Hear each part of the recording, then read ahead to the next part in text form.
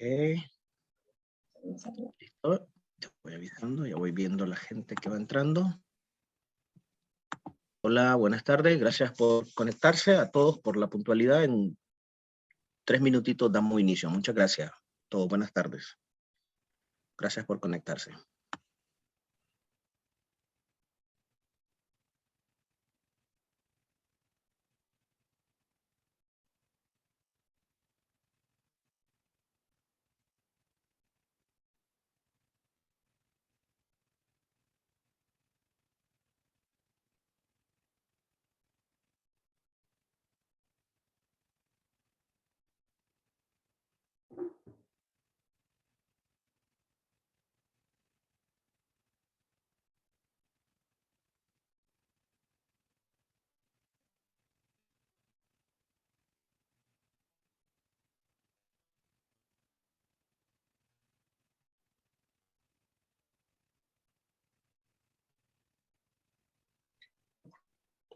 Muchas gracias. Gracias por su puntualidad. En 2 minutos damos inicio. Muchas gracias.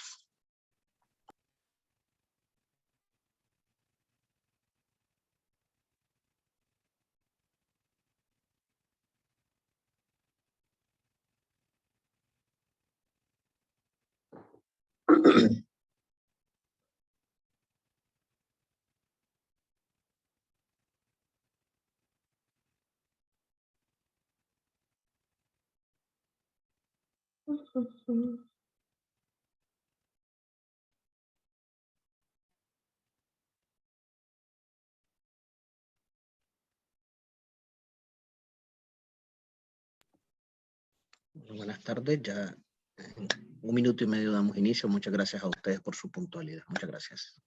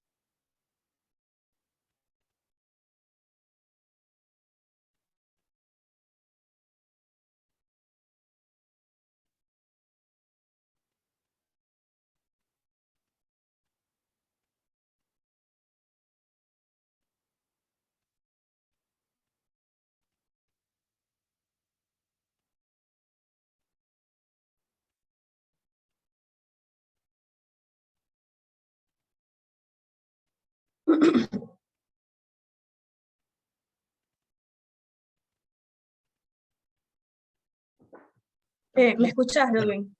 Sí, te escucho bien. Hola, buenas tardes. Gracias a todos y cada uno de ustedes por estar conectados esta tarde pues lluviosa, ¿verdad? Gracias a todos y espero que todos se encuentren muy bien. Para hoy pues es un gusto para mí abordar un tema de una problemática de suma importancia que algunos vemos un poco con los años, otros lo vemos un poco antes, que podríamos decir, vamos haciendo un poco más añoso, ¿verdad? Como es el abordaje de las alopecias, ¿verdad? Hoy vamos a tener una invitada de honor, a la doctora María Fernanda Pérez Cantillo, pues quien es médico general y cirujano, egresado de la UNAM Managua y posteriormente realizó dermatología en la Universidad de Guatemala.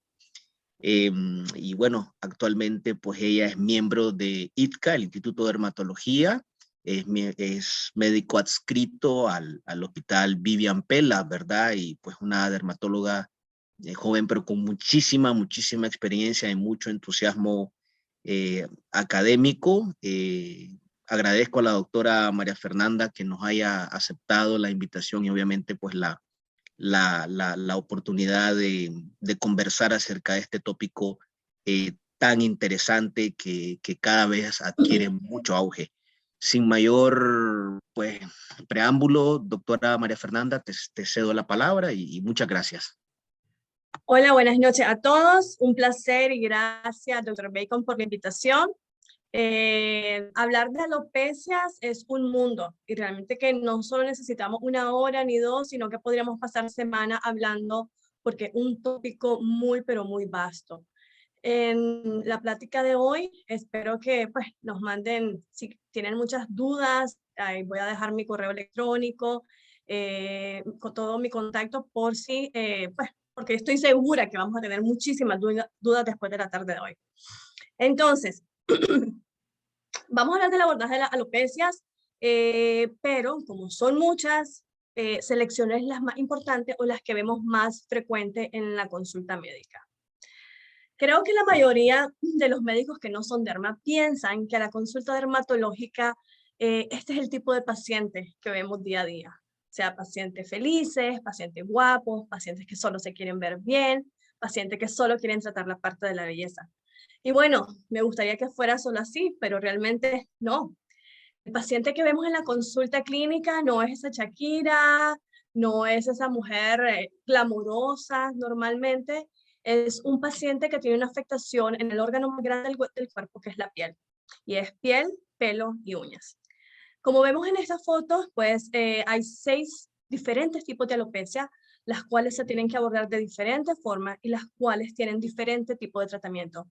Pero no podemos hablar de tratamiento si realmente no sabemos qué tiene el paciente, si no sabemos la causa, si no sabemos la etiología o la fisiopatología de por qué llevó al paciente a estar de esta forma. Así que quiero más o menos meternos en lo que es todo el contenido del pelo. Vamos a hablar de una forma muy general y luego vamos a hablar de la clasificación de las alopecias como tal para que el médico, ya sea general, médico internista, el ginecólogo, el geriatra que está detrás de esta computadora, pues pueda tener una mejor visión de cómo abordar cuando llegue un paciente, porque siempre se van a llegar quejando de algún tipo de caída. Entonces vamos a hablar de las funciones del pelo. Hay que saber que el pelo protege la piel de la radiación solar, va a reducir la pérdida de calor, nos ayuda a la sensación táctil y nos ayuda a la percepción psicológica de la belleza y sobre todo del atractivo. Poseemos aproximadamente de 2 a 5 millones de folículos terminales. 100.000 a 150.000 los tenemos solamente en el cuero cabelludo. El crecimiento aproximadamente es de 0.3 a 0.4 milímetros al día, o sea, es sumamente lento. Y tenemos una caída diaria y es bien importante que sepamos esto porque es de 50 a 100 pelos en promedio. Es bien difícil, obviamente, que cuando hay un paciente por caída nos diga botamos 20 o 50 o 400 pelos, pero para que sepamos de que realmente sí es normal que todos los días botemos alguna cantidad de pelo. Luego vamos a hablar sobre lo que es el folículo piloso, porque realmente que es otro mundo ver cada pelito, sobre todo si le preguntamos al doctor Salamanca si está por acá. Entonces vamos a ver de que el pelo tiene un infundíbulo, un istmo, que es esto, y luego tenemos el segmento inferior como tal, que es de los más importantes. ¿Por qué? Porque dentro de él tenemos al bulge o el promontorio y tenemos al bulbo y la matriz del folículo piloso. Estas dos estructuras son muy importantes porque son las glándulas sebáceas y lo que es el músculo piloerector como tal. Pongan mucha atención a esta estructura porque anteriormente se decía que para que existiera una afectación o una cicatriz o una alopecia cicatricial, se tenía que afectar el bulbo piloso o la matriz del bulbo piloso. Pero desde hace 10 años se han venido haciendo muchos estudios donde realmente donde están las células madres no es en la matriz y en el bulbo, es en el promontorio o el bulge.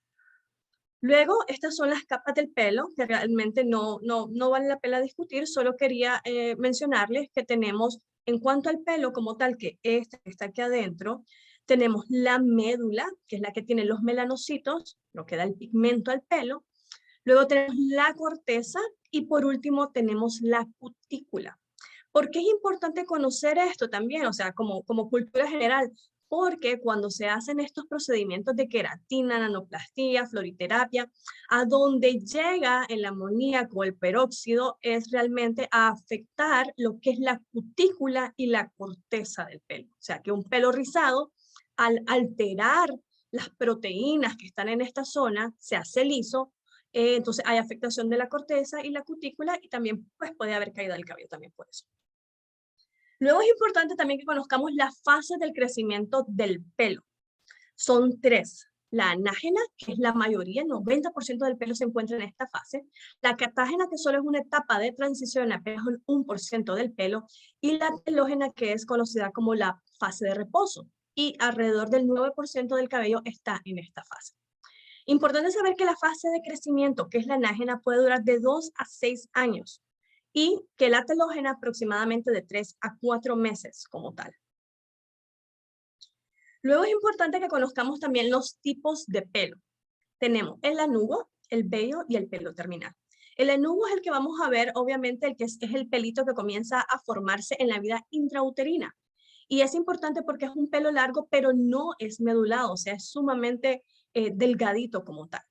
El vello es un pelo corto, delgado, y va a constituir de un 6 hasta un 25% del pelo en todo el cuerpo.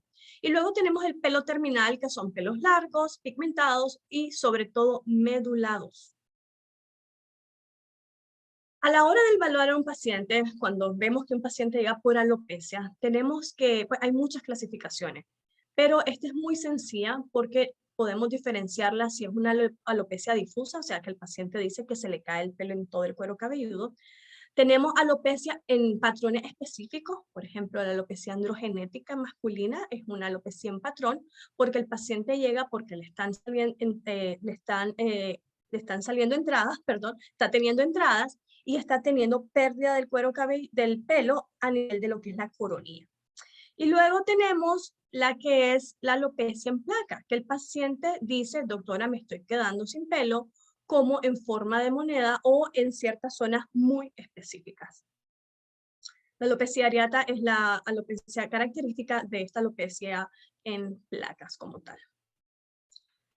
Luego, para la parte, la verdad que en cuanto a la alopecia, la clínica es de lo más importante. Y le traigo aquí uno de los exámenes que podemos hacer en el consultorio que se llama la prueba de Pultess. Va a estar positiva en alguna alopecia y va a estar negativa en otras. Por eso es su importancia. Es muy fácil, solo tenemos que, pues dividimos normalmente lo que es el pelo y lo podemos dividir por secciones, pueden ser 4 cuadrantes o podemos hacer 6 secciones, 8 secciones, depende de la cantidad del pelo que el paciente tiene. Y luego podemos sujetar un mechón que aproximadamente tiene que tener de 100 a 200 pelos y tenemos que distanciarnos aproximadamente a 2 centímetros del cuero cabelludo. Luego lo que vamos a hacer es hacer una ligera tracción y entre el pulgar y el índice y vamos a tener una prueba positiva si nos quedaron más de 6 pelos y una prueba negativa cuando tenemos menos de 5 pelos. Ahora, para que sea positiva también tiene que ser, esta jaladita tiene que ser en más de una zona, o sea, no solo con una zona es que nos quedemos con 6 pelitos positiva, tienen que ser más de 3 secciones para que el Pultess sea una prueba positiva. Luego tenemos a nuestro mejor amigo, al mejor amigo del dermatólogo, que es el dermatoscopio. La dermatoscopia es muy importante para poder diferenciar muchos tipos de alopecias, porque como ustedes sabrán, en dermatología muchas veces todo se parece a todo, pero hay cada vez más médicos y realmente es una subespecialidad de la dermatología, la dermatoscopía y la tricoscopía, que es el estudio de lo que es el pelo mediante el dermatoscopio. Y tenemos parámetros muy específicos según las enfermedades que vamos a ir viendo en cuanto al pelo. Si se fijan con el dermatoscopio que tenemos acá en el consultorio, también tiene su centímetro, entonces es pues muy útil a la hora de medir la lesión o medir incluso grosor, por ejemplo, cuando tenemos tumores. Luego tenemos la biopsia para estudio histopatológico, que también va de la mano siempre de la clínica. Aquí lo que hacemos son biopsias por sacabocados. Normalmente los patólogos nos piden mínimo utilizar 4 milímetros. Utilizamos el punch o el sacabocado como tal, que es este lapicito cilíndrico con este lapicito cilíndrico como tal, y por donde tomamos, cuando lo utilizamos, tomamos el espesor completo de la piel. Si se fijan aquí en este diagrama, vamos desde la parte de afuera hacia adentro y tenemos que tomar todo el folículo piloso como tal. A veces pueden ir 3, 4 o 5 folículos o incluso pues tenemos que tener los más que se puedan. Y tenemos que tomar desde afuera hasta llegar a lo que es el tejido adiposo. Es importante que se siga la dirección del pelo para que la cicatrización sea lo más estética posible. En cuanto al estudio histopatológico, también es importante, pues eso depende de cada patólogo, pero lo ideal es hacer cortes transversales y horizontales, porque de esa forma podemos ver varias perspectivas de lo que está pasando con la afectación del pelo. Y lo otro importante también es que tenemos que decirle al paciente que recuerden de que la biopsia no es tan rápida, que son normalmente de 5 a 7 días hábiles, pues para no tener al paciente tan ansioso. Ahora vamos a hablar sobre otro tipo de clasificación de las alopecias. Y aquí es importante recalcar que lo más importante que tenemos que saber que hay una alopecia cicatricial y una alopecia no cicatricial. Como le hablaba anteriormente, la alopecia cicatricial es cuando tenemos una afección permanente y es irreversible. Y la alopecia no cicatricial es cuando tenemos una afectación temporal, pero esta sí es reversible. Justo como les comentaba en el diagrama anterior, tenemos el folículo piloso, tenemos la afectación, por ejemplo, en este caso, a nivel del promontorio o del bulbo, donde hay destrucción de las células madres, y aquí es donde tenemos la alopecia cicatricial. Y si se fijan, el bulbo está totalmente intacto. Y luego tenemos en la alopecia no cicatricial, tenemos el bulbo, el promontorio, y aquí lo que está afectado, o lo que es, por ejemplo, la inflamación se va a dar a nivel del bulbo, y por lo tanto, pues no vamos a tener cicatriz en este caso. Podemos tener pérdida, pero va a salir nuevamente el pelo. Dentro de las alopecias es importante también diferenciar cuando una alopecia es congénita y cuando tenemos una adquirida. En cuanto a las congénitas y las adquiridas, también las podemos diferenciar si son cicatriciales o no cicatriciales. En cuanto a las congénitas cicatricial, aquí les traigo a este bebé grandote. Uno de los prototipos de estos tipos de alopecia son la ictiosis. Otros son las queratosis folicular espinulosa de Calvante, el neuroepidérmico, que realmente es lo más frecuente que vemos en la consulta. Hay una enfermedad que se llama triquia con pápulas. Luego tenemos la enfermedad de Darier y la epidermólisis ampollosa. Todas esas enfermedades pueden dejar una alopecia congénita con cicatriz. Como les comentaba, de la lista anterior, lo que más frecuente vemos en la consulta son los nevos, y el nevo más frecuente a nivel de cuero cabelludo es el nevo sebáceo de Jadassohn. Entonces, el nevo sebáceo de Jadassohn, muchas veces el paciente acude porque realmente no ve la neoformación verrugosa tan característica, color amarillento, sino que los padres solo miran una placa sin pelo. Y luego esto, conforme pasa el tiempo, pues va adquiriendo las pápulas y se va formando la placa como tal verrugosa. Luego tenemos la alopecia congénita no cicatricial, y dentro de estos también tenemos otros tipos de enfermedades, y voy a mencionar la más frecuente, que es la foto de acá, que es la alopecia triangular. La alopecia triangular, pues los padres pueden llegar al pediatra y decir, miren doctor, el niño no sé si será que duerme solo de un lado, pero realmente que tiene pérdida del pelo solo en una zona. Esta alopecia triangular, pues lo más frecuente es que conforme va pasando el tiempo o la edad, pues va teniendo un vello. Es bien difícil que llegue a tener un pelo terminal como tal, pero sí puede llegar a cubrir toda esta zona, pero con un vello. Luego vamos a hablar sobre las alopecias adquiridas, que realmente son las más frecuentes. Igual, estas se diferencian en cicatriciales y no cicatriciales. Y aquí vamos a poner toda nuestra atención. Estas, la alopecia adquirida cicatricial, de la cual vamos a hablar ahorita, se puede también, a su vez, diferenciar entre una primaria y una secundaria. Y para que entendamos esto, por ejemplo, en la primaria, el objetivo de la inflamación es el folículo piloso. Y en la secundaria, el folículo piloso simplemente es como un espectador inocente y se va a destruir de manera secundaria al accidente, por así decirlo, o incidental. Dentro de esta alopecia adquirida cicatricial, hablando de las primarias, vamos a hablar de el líquen planopilaris, la alopecia fibrosante frontal, la foliculitis de Calvante, ejemplo de la líquen planopilaris.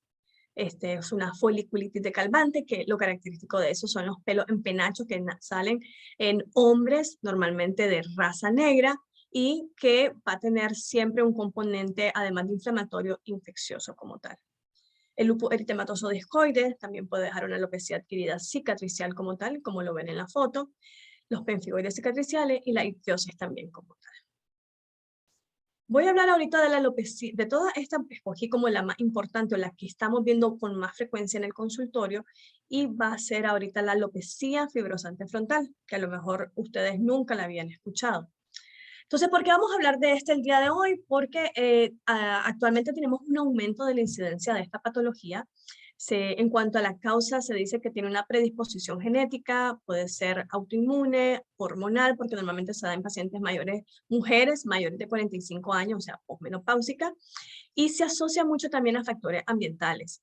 Se ha estado hablando en los últimos estudios mucho sobre el uso de los cosméticos, o sea que cada vez, ¿por qué estamos viendo más esto? Puede ser porque en los últimos años cada vez la parte de la cosmética capilar es mayor, las pacientes no solo se usa tinte con mayor frecuencia, sino que los factores externos como el secado, lo que es el alisado, el uso también de múltiples productos para alisar pelo de forma más permanente como queratina, puede hacer de que sea la causa de esta alopecia que normalmente se va a dar en la zona frontal, temporal e incluso afecta la ceja. O sea, literalmente esta es una alopecia que va como en un aro. Comienza a afectar acá y lo que la paciente va viendo es que la línea de implantación del pelo va cada vez más atrás, atrás, atrás. Y puede perder también la ceja. Entonces, les traje una foto aquí con una forma inicial de una alopecia frontal fibrosante, y esta es una foto dermatoscópica donde podemos ver, además de eritema, lo característico es la descamación perifolicular que puede existir alrededor. Luego tenemos también que podemos tener pelos terminales, o sea, aquí algo característico es que hay ausencia de lo que es el vello a nivel de la zona de implantación. Y esto es lo que les muestro acá. ¿Cómo podemos hacer un diagnóstico precoz de esta alopecia? Es cuando tenemos la pérdida del vello en la línea de implantación. Entonces, normalmente todos tenemos que tener, además de pelo terminal, un vellito bien fino, y en las pacientes con este tipo de alopecia hay totalmente la pérdida del vello, solo hay el pelo terminal. Como en esta foto, miren cómo se mira. Aquí está la ceja, hay pérdida de la cola de la ceja, podemos tener estas pápulas foliculares, que también es muy característico de esta enfermedad, y observen cómo está aquí la implantación de la oreja, y cómo la línea de implantación de esta paciente, por ejemplo, que debería estar como por acá, está hasta acá, y cómo ha perdido, o sea, se mira una piel distinta, ¿verdad? Una piel brillante, un poco tensa, cómo se ha perdido los vellos en esta zona y solo tenemos pelos terminales. Y aquí desde lejos podemos incluso ver que hay un poquito de hiperkeratosis folicular, que es esto que se ve alrededor de estos pelitos en esta zona. Luego tenemos la alopecia adquirida cicatricial, y de estas las secundarias, las más importantes son por causa física. En este caso, por radioterapia o incluso por quemaduras. Entonces aquí obviamente si hay una quemadura como tal, hay afectación de todo el folículo piloso, aquí se fue el promontorio, aquí se fue el bulbo piloso, aquí incluso se pudo haber llegado hasta lo que es el tejido adiposo, y lleva a una cicatriz como tal. Luego les traje aquí esta gran lista donde podemos ver cómo hay una cantidad de enfermedades que nos pueden dar alopecia cicatricial. Y es importante, por ejemplo, dentro de estas enfermedades, como también la parte infecciosa puede causar una alopecia cicatricial. Entre estos, la tinea capitis es la más frecuente. Ahora hablaremos de las alopecias adquiridas no cicatriciales. Y de estas vamos a también diferenciarlas si son localizadas o si son difusas. Para hablar de las localizadas vamos a hablar de las dos más frecuentes, que son la alopecia areata y la tricotilomanía. La alopecia areata, que creo que la mayoría sabemos lo que es, hemos manejado, o incluso conocemos algún conocido que lo ha tenido, se da aproximadamente en el 2% de la población en general. Tenemos una predisposición genética para padecer de alopecia areata. Es frecuente tenerlo en hermanos, de padre, madre, primos incluso. Es una reacción autoinmune mediada por las células T. En cuanto a predilección por género, no hay como tal, es igual en hombres y mujeres, y afecta alrededor del 90% del cuero cabelludo. La segunda zona más frecuente de alopecia areata es en la barba en los hombres como tal, pero puede salir en cualquier lado. Esta es importante porque se asocia a otras enfermedades. Realmente ahí se puede asociar a enfermedad tiroidea, a la diabetes mellitus, a las enfermedades reumatológicas como la AR, psoriasis, que es otra enfermedad inmunológica. El vitiligo, también es importante saber que si tenemos vitiligo, tenemos 4 veces más probabilidades de tener alopecia areata, y a todo lo que lleva con atopía, o sea, rinitis alérgica, asma, dermatitis atópica. Y esta es una dermatoscopía de lo que es la alopecia areata. Aquí lo que vamos a observar es que hay pérdida de pelo, pero aquí les traje este pelito que es característico, que se llama signo de exclamación. O sea, van a ver acá lo que es el tallo, que está más gordito, y en la base, que no es lo normal, vamos a tener más delgado el tallo como tal. Entonces, ¿qué sucede? Vamos perdiendo el pelito y vamos viendo cómo va quedando este pelo gordo arriba, delgado abajo, y este es un signo de la alopecia areata y del proceso inflamatorio que se está llevando a cabo acá abajo. Es importante a la hora de la clínica siempre tener algunos instrumentos que nos ayuden a llevar el seguimiento del paciente. En este caso siempre es importante tener una reglita, mostrarle fotos al paciente, y de esa forma también el paciente incluso en casa puede con una reglita irse midiendo el tamaño de las placas como tal. En cuanto a los tratamientos, podemos hablar ligeramente de algunos de los tratamientos de esta alopecia. Pues la verdad que el tratamiento de elección son los corticoides tópicos. Recordar de que lo ideal es utilizar lociones porque son los que penetran fácilmente lo que son las zonas pilosas. Luego de eso también estas son una de las patologías que idealmente se deben tratar con intradermoterapia, o sea, podemos colocar corticoides intralesionales en esa zona, no tan frecuente, aproximadamente cada 4 a 6 semanas hasta tener la mejoría clínica. Entonces, observemos como un antes y después de las infiltraciones con triamcinolona al 10% intralesional, y como en las fotodermatoscópicas también podemos observar la mejoría clínica de la paciente.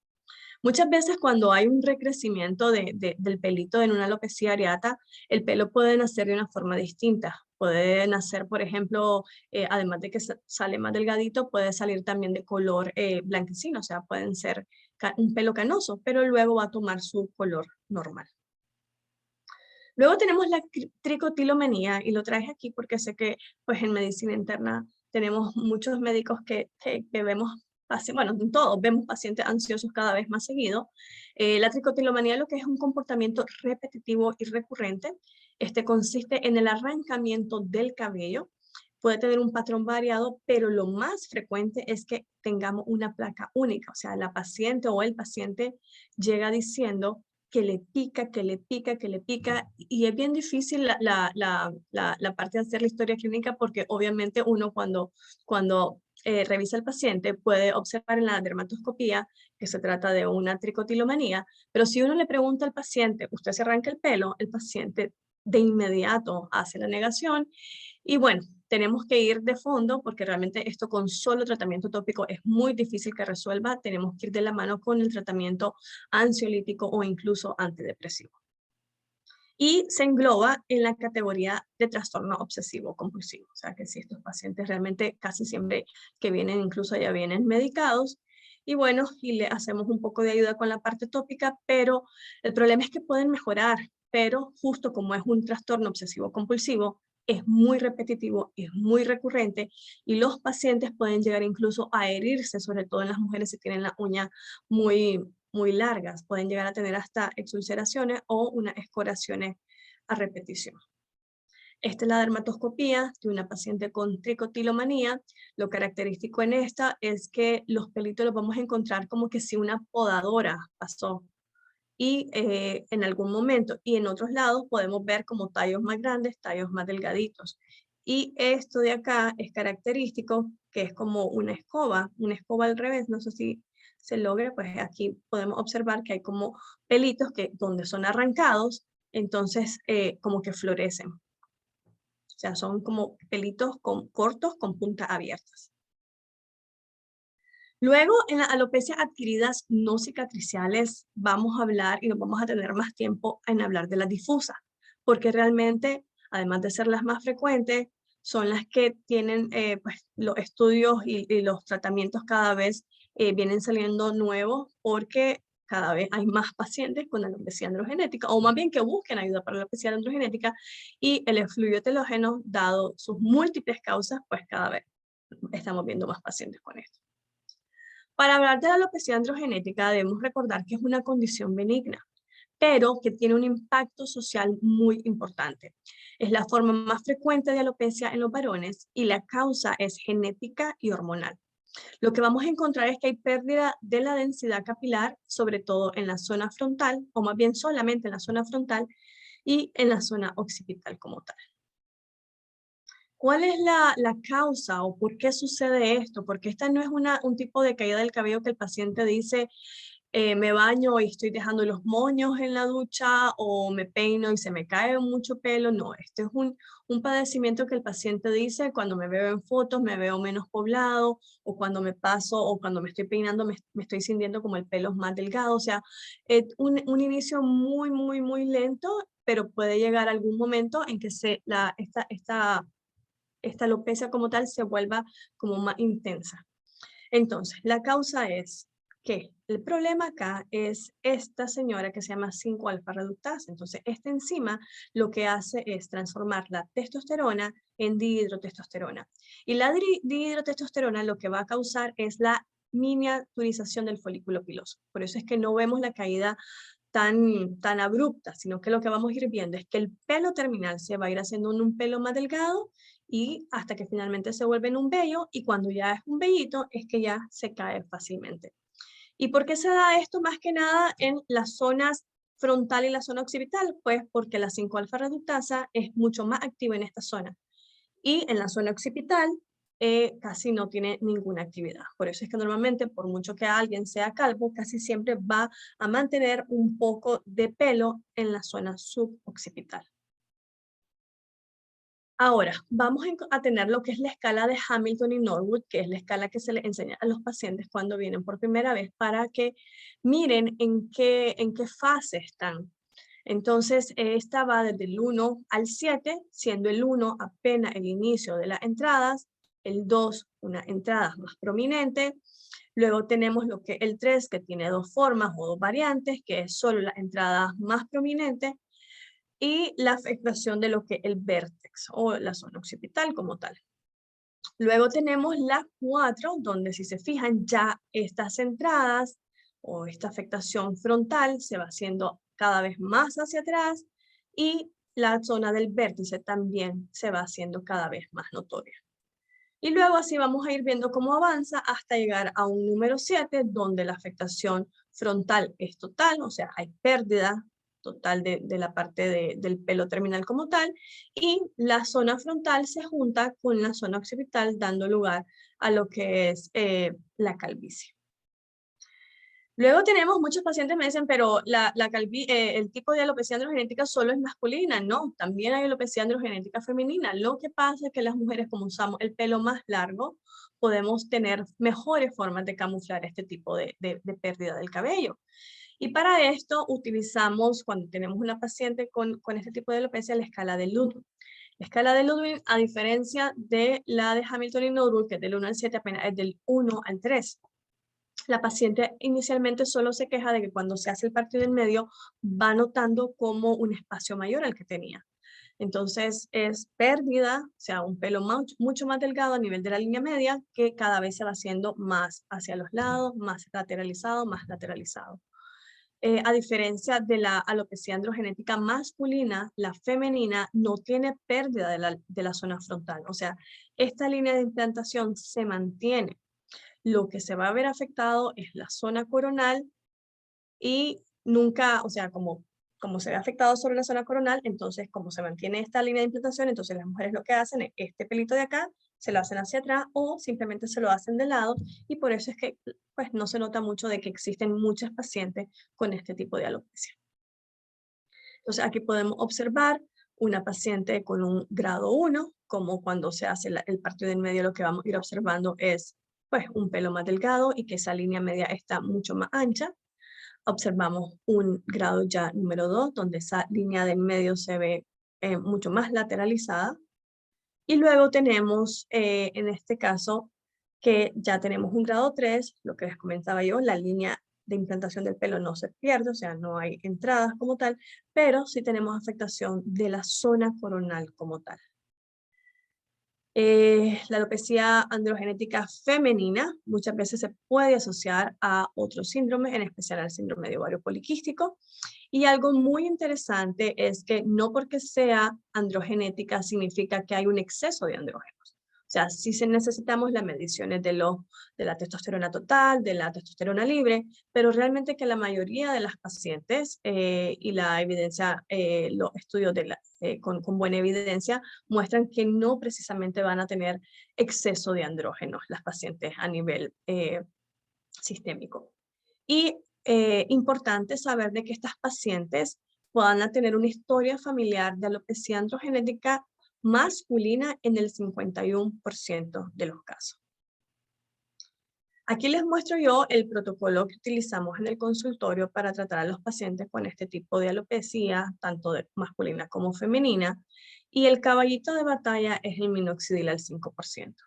¿Por qué? Porque tiene muchas propiedades, entre ellas es que es un vasodilatador, o sea, mejora la circulación a nivel del folículo piloso, también mejora o más bien aumenta la fase anágena del pelo y entonces esa mejoría de la circulación más ese aumento de la fase anágena hace que sea muy valioso en el uso de la alopecia como tal. Luego, es importante saber que si queremos tratar la causa como tal, tenemos que atacar a la 5-alfa reductasa. Y eso solo lo podemos hacer con finasteride o dutasteride. La dosis del finasteride es de 1 miligramo en hombres y en las mujeres de 2.5 hasta 5 miligramos. Hay que recordar que el uso en finasteride en las mujeres tiene que ser ideal en pacientes posmenopáusicas que ya hayan tenido sus bebés, porque en una mujer que todavía está en una edad fértil, si sale embarazada, pues vamos a tener la feminización del feto como tal. Entonces está totalmente contraindicado en aquella paciente que todavía quiere ser mamá. Y algunas pacientes, obviamente que pues son menores de 45 años, si están tomando algún tipo de anticonceptivo y si realmente no quieren tener bebés como tal, pues sí se puede dar. En cuanto a la parte de procedimientos que podemos hacer en un consultorio para mejorar estos tipos de caídas de cabello, yo trabajo mucho en lo que es mesoterapia. Mesoterapia, pues la aplicación de medicamentos a nivel dérmico. Y en este caso podemos utilizar varios cócteles anticaídas que por ejemplo, se llaman Hair Loss Solutions, por ejemplo. Y en esto puede haber minoxidil, dexpantenol, puede haber incluso algún tipo de cobre, zinc, selenio, y van a ayudar al crecimiento del pelo.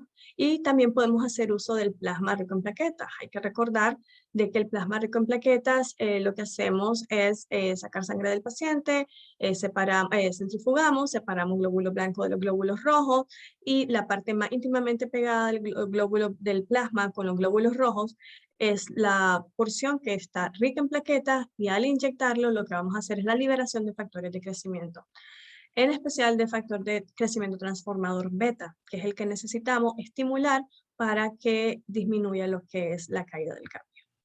Entonces, lo que les mencionaba yo de la intradermoterapia o mesoterapia, utilizamos agujas de 4 milímetros o incluso de 6 milímetros para poder penetrar el cuero cabelludo. Esto obviamente se hace previa anestesia tópica. Tenemos ejemplos de pacientes tratadas en el consultorio con finasteride. Por ejemplo, en esta femenina se le dio 2.5 miligramos al día por 6 meses y se le hizo 6 sesiones de mesoterapia. Con el cóctel que llevaba minoxidil al 0.5%, llevaba dexpantenol, llevaba zinc y cobre. Aquí vemos fotos con la dermatoscopía. También es importante, por ejemplo, la dermatoscopía para dar el seguimiento del paciente. No es lo mismo que el paciente se vea a diario a que realmente le tomemos fotos y le enseñemos el antes y después de su alopecia como tal. Entonces observemos cómo pues, en la alopecia androgenética la dermatoscopía lo que vamos a tener son pelos en diferentes estadios o tamaño. Miremos cómo hay un pelo terminal y aquí tenemos ya un pelo un poco más delgado y aquí todavía tenemos un vello y aquí vemos todavía vellitos todavía más pequeñitos y la separación obviamente de pelo entre pelo y pelo. Y luego en las fotos post sesiones o post tratamiento o durante tratamiento vamos a observar cómo ya los vellitos van engrosándose y cómo la longitud, por así decirlo, entre pelo y pelo va disminuyendo como tal. El finasteride, aquí les presento un paciente masculino tomando finasteride de 1 miligramo al día. A este paciente sí se le hizo 12 sesiones de mesoterapia, pero miren los bonitos efectos o resultados que podemos tener sin hacer trasplante de pelo y solo utilizando la parte sistémica y tópica. Luego vamos a hablar, más bien por último, vamos a hablar de los que son los efluvios. El efluvio telógeno es la caída del cabello que inicia aproximadamente 3 meses luego de un evento desencadenante. La causa más frecuente de los efluvios telógenos es el uso de medicamentos, la parte nutricional, algunas enfermedades autoinmunes, algunas enfermedades endocrinas y sobre todo el estrés. Entonces, una paciente con efluvio telógeno es aquella paciente que llega al consultorio y que realmente lleva hasta la bolsita donde guardó el pelo que se le cayó en la ducha. O sea, la paciente se queja y dice, doctora, se me cae el pelo a moños, o sea, me voy a quedar pelona, y viene sumamente ansiosa. La pérdida, a diferencia de la alopecia areata o incluso de la alopecia androgenética, es de una forma muy difusa y la paciente lo que va notando es, además de los moños o de los pelos que se van cayendo, es que va siendo más ralito, sobre todo en la zona temporal, y va sintiendo ralito en general todo el pelo, por la caída del pelo. Entre los medicamentos más frecuentes que vamos a encontrar que pueden dar un efluvio telógeno, tenemos los beta bloqueadores, y de esa lista que es grande, de los que tienen mayor evidencia, es el uso de litio, los retinoides y el ácido valproico. Y ahí van a ver luego tenemos en la columna del medio los que ocasionalmente pueden dar y los que solo tienen casos reportados. Luego vamos a tener aquí el efluvio telógeno por deficiencia nutricional. Y creo que esto es sumamente importante, sobre todo ahorita con las redes sociales, porque hay un boom del consumo de suplementos. Entonces, realmente tenemos que saber qué es lo que está disminuido y cuáles son también los exámenes que tenemos que enviar ante una paciente con una caída de cabello. Entonces, ¿cuáles son los más frecuentes? Hay deficiencia de hierro, puede haber deficiencia de los niveles plasmáticos de zinc y puede haber incluso deficiencia de vitamina D. Estas 3 deficiencias son las más frecuentes asociadas a un efluvio telógeno. ¿Y qué pasa con la biotina? Con la famosa biotina, porque creo que todos conocemos, pues todos vemos publicidad sobre que hay que tomar biotina para mejorar las caídas del cabello, para tener un pelo más sano. Pues le traigo aquí que recordar que la biotina es la vitamina B7, va a actuar como un cofactor muy importante en el trabajo, en la fusión de las carboxilasas, las cuales son necesarias para el metabolismo de ácidos grasos, aminoácidos y sobre todo para la gluconeogénesis. Y es un cofactor esencial de las carboxilasas mitocondriales que se encuentran en el bulbo piloso. Entonces les traje este artículo porque me pareció sumamente importante, que es del doctor Jerry Shapiro, que habla mucho, o sea, es un tricólogo amante de lo que es el efluvio telógeno. Y en este estudio, el doctor encontró que las condiciones que se benefician con la biotina son muy específicas y son pocas. En este caso es una alteración, por ejemplo, congénita llamada tricorresis nodosa. Luego también la causada por el uso de ácido valproico o la ingesta de huevos crudos. O sea que la evidencia en este estudio demuestra que la biotina solo, después de hacer una revisión, solo fue útil para estos 3 tipos de alopecia como tal, causadas por estos 3. Luego, su enorme popularidad es inversamente proporcional a la evidencia que hay en los estudios clínicos y por lo tanto él refiere que la alopecia es raramente un síntoma de la deficiencia de biotina. Así que si están tomando biotina, pues les va a servir para mejorar sus carboxilasas, pero realmente no están haciendo mucho para mejorar la caída del cabello. Luego tenemos las dietas estrictas y es que también eso es importante ahora con tantos trastornos del metabolismo y tantos trastornos alimenticios. Las dietas estrictas también pueden llevar a un efluvio telógeno o a esa caída del pelo abrupta, y es cuando se da un consumo de menos de 1000 kilocalorías. También se da porque obviamente hay pacientes que también disminuyen el consumo de las proteínas, y hay que recordar que el mayor componente de las fibras del pelo es la queratina, que está formada por 17 aminoácidos. Entonces, que cuando hay disminución del consumo de proteínas, pues también vamos a disminuir esa queratina y vamos a tener un efluvio telógeno. ¿Cuáles son los laboratorios que podemos recomendar en esas pacientes que vienen preocupadas por esta caída del cabello intensa?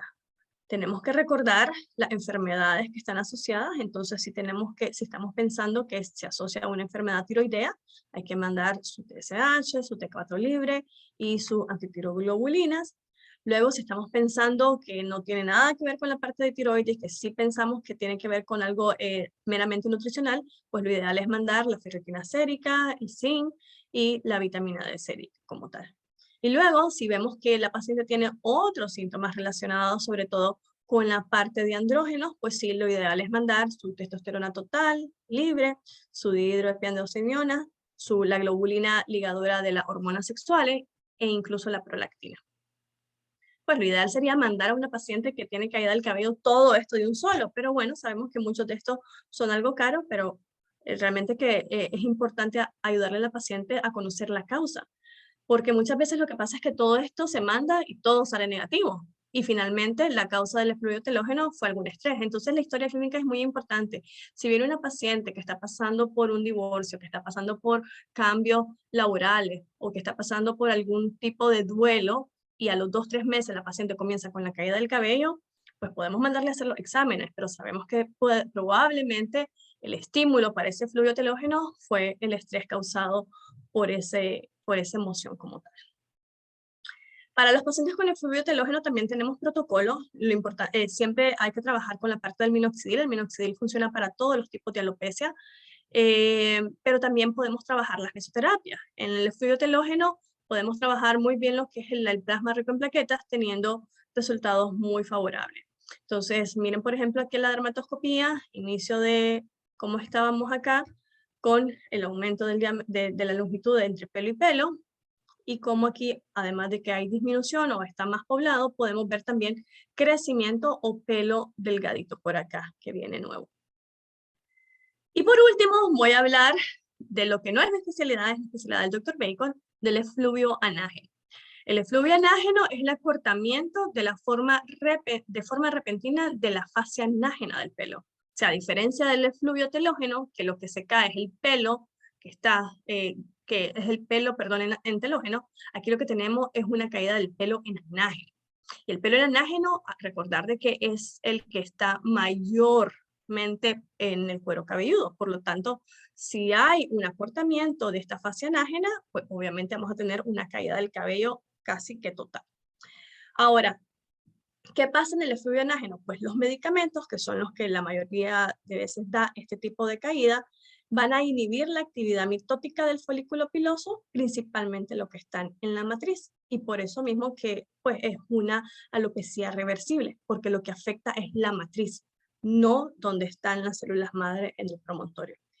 ¿Y cuáles son los medicamentos asociados con casi siempre al efluvio anágeno? La doxorubicina, la ciclofosfamida, el etoposído, la vinorelbina, pero no sé de todo esto, Dr. Bacon, a lo mejor usted nos puede dar cuáles son los que más tenemos aquí en el país. La doxo yo sé. Y luego tenemos los que ocasionalmente dan lo que es el efluvio anágeno.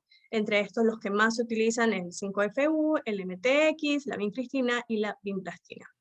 Y estos son, por último, los que nunca o los que rara vez pueden dar un efluvio anágeno.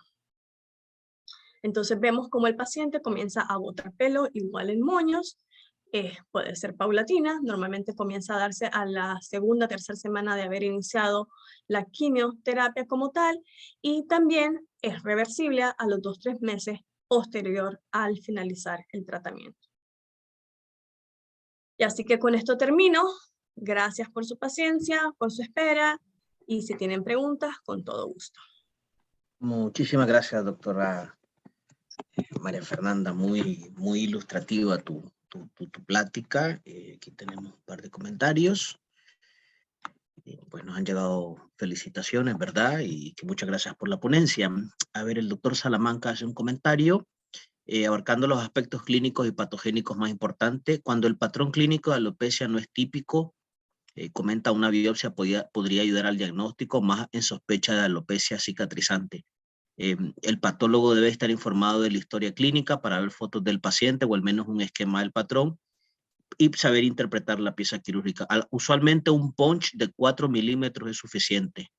Los patólogos a veces quisiéramos 2 punch, ¿verdad? Pero ya que cortes transversales pueden ser de mayor utilidad en estos casos, y más aún si tienen un corte vertical y horizontal, eso brinda mucha información. Ok, perfecto.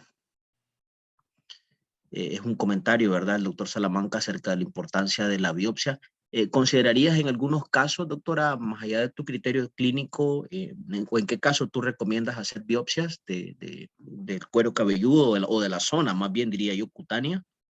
Cuando estamos, depende. Cuando estamos hablando, como dice el doctor, de alopecias cicatriciales, sí, realmente sí necesitamos, lo ideal es sí hacer una biopsia. Hay que recordar de que hay muchas causas y son enfermedades, por ejemplo, como el lupus eritematoso discoide, que se puede parecer a cualquier cosa, la sarcoidosis, los pénfigos, o sea, muchas veces sí la afectación solo es en cuero cabelludo, porque puede ser de que tengamos un pénfigoide ampollar en el resto del cuerpo, y si hay afectación del cuero cabelludo, pues no vamos a hacer biopsia, es lo mismo. Pero si la lesión es únicamente en cuero cabelludo, pues sí es recomendar en alopecias cicatriciales. Incluso, por ejemplo, en una alopecia areata, no vamos a hacer una biopsia, o sea, al menos que tengamos mucha duda. Pero, por ejemplo, las alopecias difusas, que son estas no cicatriciales, ahorita hay un patrón que es conocido como un patrón bipolar o un patrón combinado, donde tenemos alopecia androgenética y efluvio telógeno. O sea, que una paciente que desde los 20 años comenzó con una alopecia androgenética puede a los 30 años tener un efluvio telógeno. Entonces, pues muchas veces podemos hacer una biopsia. Es muy difícil para el patólogo porque obviamente va a haber como varios patrones como tal, pero puede ayudar un poco a tener un diagnóstico.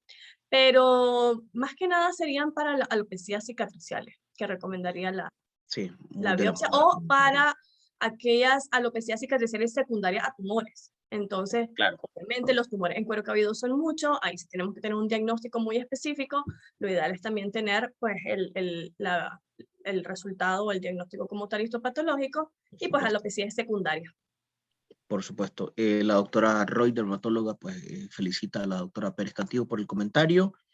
Hay una pregunta acerca de si daremos certificado de participación únicamente a aquellos que me lo soliciten y cuyo nombre los tenga registrado. Anónimos atenden, pues no podré emitir un certificado, ¿verdad? Tienen que estar registrados con su nombre completo y hacemos la revisión a través de nuestra plataforma Zoom. El doctor Eduardo Miranda pregunta, ¿en alopecia areata influye el estrés y o el embarazo?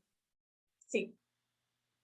Okay. El estrés nos puede ocasionar un montón de cosas, pero sí, realmente que la alopecia areata, por ejemplo, en niños, doctor, que es bastante frecuente también tener alopecia areata, cuando hay problemas en la escuela, cuando hay padres que están cursando divorcio, incluso hemos captado niños que están pasando por algún tipo de abuso infantil, y que una repercusión, o sea, una forma de demostrarlo es la alopecia areata. Hay que recordar que la alopecia areata es una enfermedad autoinmune.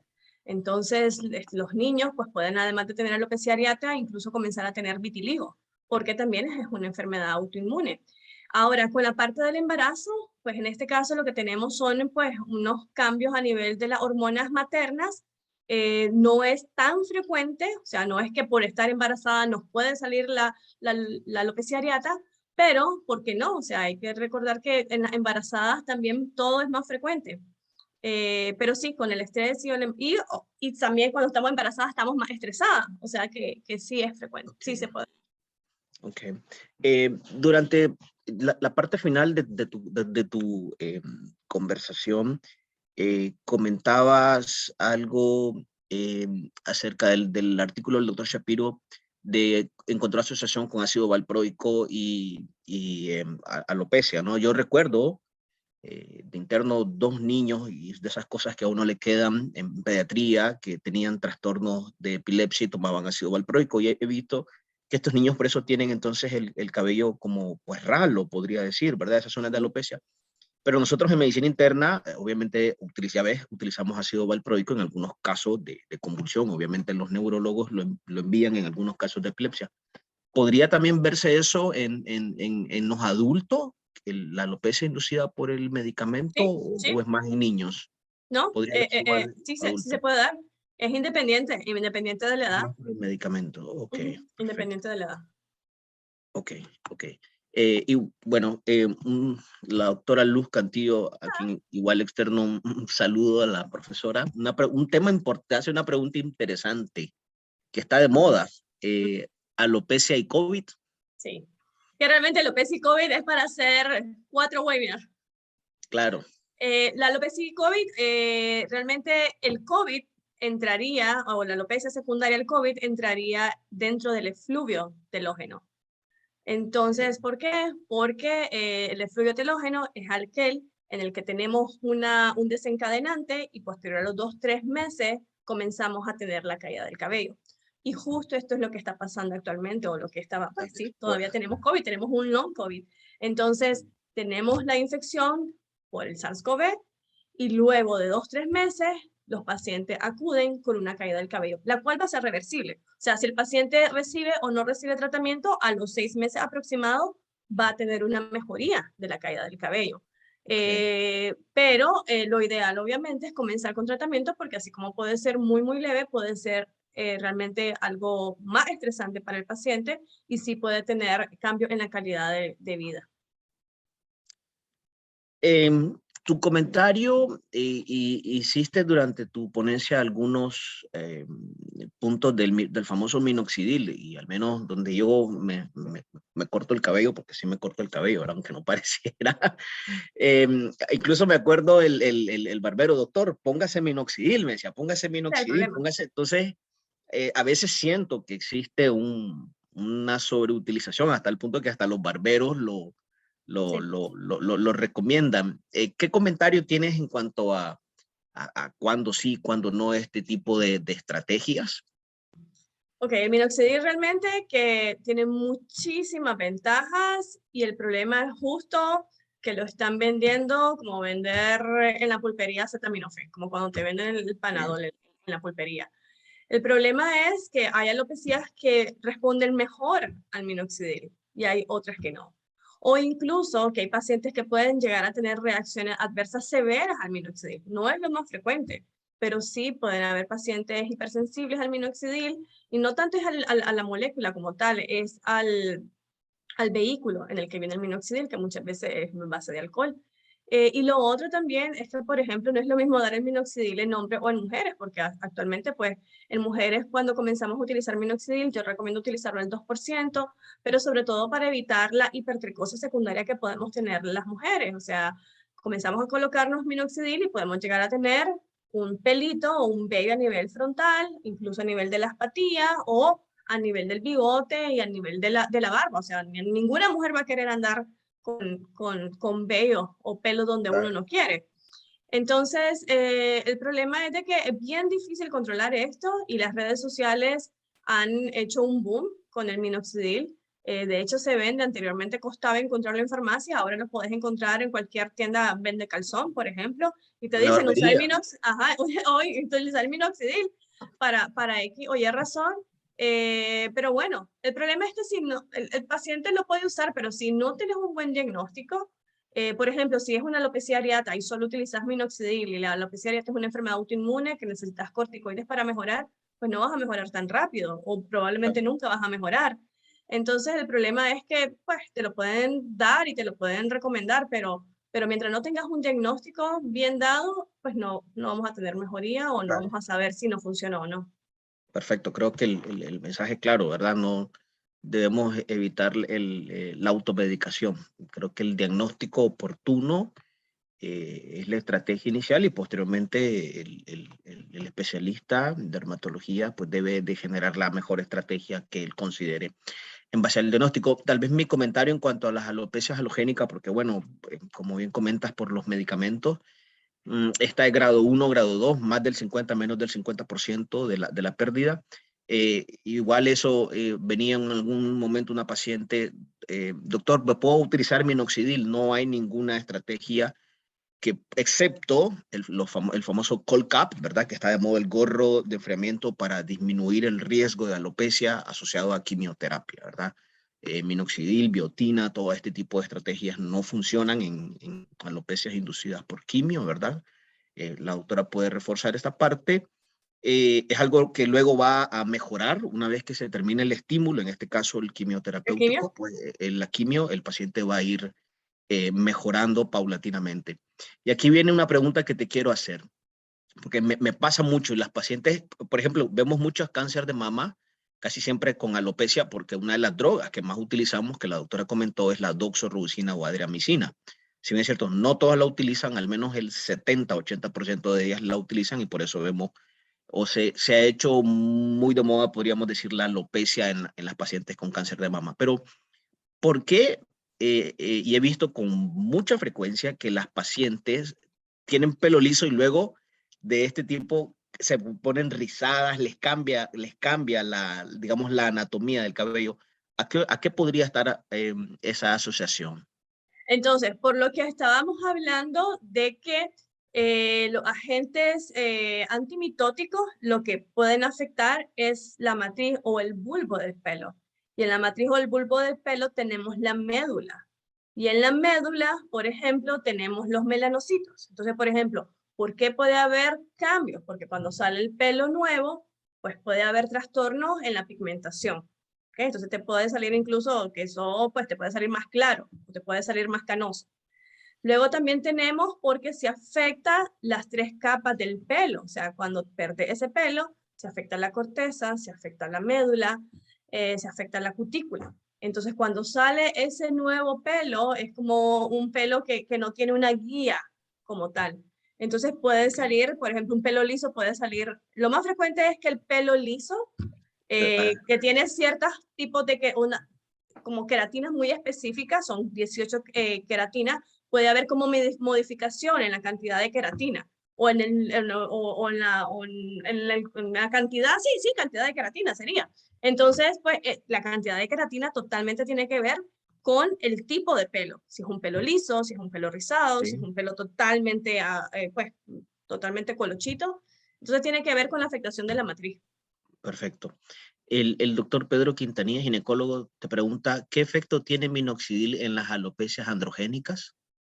Ok, entonces justo en la alopecia androgenética mejora el minoxidil, lo que hace es mejorar la circulación a nivel del cuero cabelludo y mejora la fase de anágeno.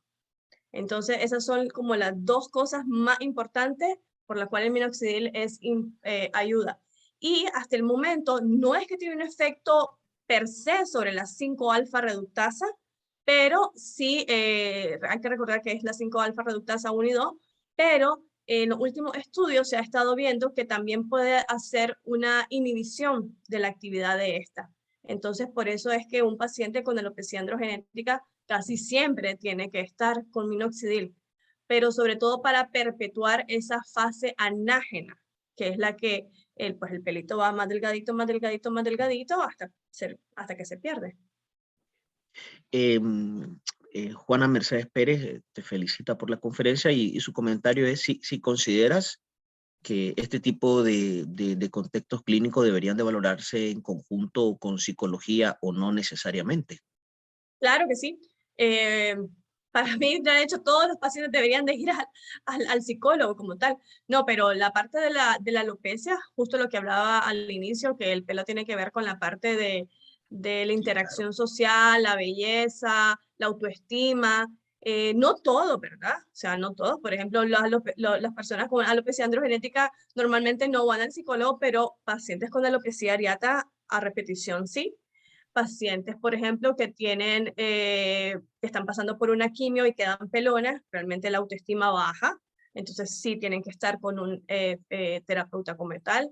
Pacientes con efluvios telógenos, pues así, con caída de moños, sí necesitan terapia. Y obviamente las enfermedades que tienen que ver con los trastornos obsesivos compulsivos como la tricotilomanía que mencionaba yo, esa definitivamente sí o sí tiene que estar no solo con psicólogo, con psiquiatra, Claro, porque de lo contrario no van a mejorar. claro. Y aprovecho igual, está la doctora, las alopecias inducidas por quimio, por ejemplo, no solamente afectan el cuero cabelludo del cráneo, sino que puede haber pérdida de pestañas y entonces igual a los Cejas. pacientes cejas, entonces lo vemos mucho en los tumores germinales con etopósido que pierden la ceja, entonces deben de ocupar gorros grandes para protegerse, lentes, ¿verdad? Para protegerse del sol, es decir, sí afecta la La calidad calidad de vida. del paciente, ¿verdad? Es un paciente que salir al sol o ir a salir del hospital a agarrar su carro y está a las 12 del mediodía puede generarle mucha afección. Un comentario que yo estoy muy de acuerdo, porque lo dice la voz de la experiencia, dice, los hombres con calvicie son más guapos. Yo estoy de acuerdo con eso, ¿verdad? Yo estoy más que de acuerdo con eso. Eh, da cierto nivel de sex appeal, ¿eh? Y hay algún par de estudios que han hablado acerca de eso, no es solo un comentario, hay un par de estudios que han hablado acerca de esto. Un punto importante que me gustaría su opinión, doctora, que está muy de moda también y lo comentaste, los injertos, en qué paciente sí, qué paciente no, en qué línea de tratamiento tú posicionarías los injertos. Ok, el trasplante de pelo, claro que es una buena opción terapéutica, normalmente depende de dos. Por ejemplo, hay pacientes con una escala de Hamilton-Norwood muy inicial, que puede ser una segunda o una tercera, que dice, no quiero usar medicamentos, no quiero, por ejemplo, tardar tanto en mejorar, o sea, no me gusta cómo me miro. Ese paciente puede irse a hacer trasplante de pelo perfectamente, solo lo único que van a hacer pocas unidades. Pero el paciente que ya viene, por ejemplo, en una escala 6-7, ese paciente que ya, o sea, que ya no hay vello como tal, o sea, que ya viene con la placa alopécica, o sea, aquella piel totalmente lisa, ese paciente es un paciente que tiene que ir a trasplante de pelo, o sea, que no pierda su tiempo haciéndose mesoterapias ni aplicándose minoxidil, porque es un paciente que ya tiene, si quiere mejorar, hacer trasplante de pelo. El problema es la técnica, ¿verdad? O sea, saber dónde hacerlo, con quién hacerlo, cuáles son las expectativas, porque también lo otro es que los pacientes piensan que al hacerse trasplante de pelo se injerta el pelo y ya. No, o sea, cuando uno se hace injerto de pelo es un mantenimiento por el resto de la vida. O sea, la alopecia androgenética, el paciente tiene que estar muy claro que es una condición crónica. O sea, comenzaste con eso y vas a morir con una alopecia androgenética. Si la querés tratar, claro que vas a mejorar, pero esa mejoría va a depender de la continuidad del tratamiento. Es como un paciente hipertenso. Si él Claro, está con su, con su pastilla. antihipertensivo, su pastillita, él va a estar bien. Si él se la deja de tomar por un mes, miremos esa crisis hipertensiva que va a tener. Lo mismo pasa con esto.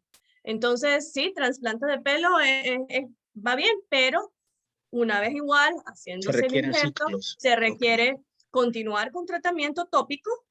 y probablemente como es una enfermedad que tiene que ver con la parte hormonal, o sea, su 5-alfa reductasa va a seguir trabajando, entonces probablemente más adelante va a necesitar otra vez un trasplante de pelo, o sea, depende de la edad del paciente. Hay una pregunta, doctora, si el paciente tiene ya una afectación, ¿qué tan efectivo es el trasplante de pelo? Si no seguiría con la afectación, va a tener un buen resultado. Justo lo que ¿Crees que hablaba. sí, justo lo que hablabas un poco, Justo lo que ¿verdad? hablábamos, o sea, se puede hacer el trasplante del pelo, pero va a tener que continuar con su minoxidil, va a tener que continuar con sus chequeos, pues no tan rutinarios, pero eventualmente va a seguir, o sea, el pelo injertado es un pelo que igual va a seguir un ciclo. Ok, Entonces, ok. igual va a haber un momento que se va a ir siendo delgadito y después hay que volver a hacer trasplante. Por eso les decía yo, depende Mm, de la edad. ok, perfecto. Muy buena pregunta. Bueno, perfecto. Creo que mis comentarios finales. Creo que es importante el manejo multidisciplinario, como comentaba la doctora, en algunos casos de niños, el pediatra, en caso del adulto, el internista, el psicólogo, ¿verdad? Para niños, adultos, por supuesto, el dermatólogo en el abordaje de la alopecia, ¿verdad? Vemos que es un tópico muy amplio, desde componentes genéticos, nutricionales, estrés y demás. Creo que uno de los puntos y que ha hecho tal vez que ahora está muy de moda esto es el estrés, el estilo de vida que estamos llevando, sin lugar a duda, que influye mucho. Esta conferencia estará en los próximos días en nuestro canal de YouTube para aquellos que quieran volver a verlo. Aquí al final está el correo de la doctora María Fernanda Pérez Cantillo. Creo que voy a tener que hacer una cita con la doctora. Agradezco su ponencia y tus comentarios finales, María Fernanda, por favor. Gracias a ustedes. Bueno, los comentarios finales es de que pues, nos quedamos cortos de tiempo, pero es que es mucha información y pues una tarde de jueves a las 5 de la tarde que todo el mundo está terminando la consulta, creo que hacer algo más de una hora iba a ser como demasiado cansado. La verdad que en alopecia, algo que de lo cual no hablé, pero es porque hay mucho que hablar. Vieras lo interesante, los estudios que hay sobre COVID y alopecia androgenética.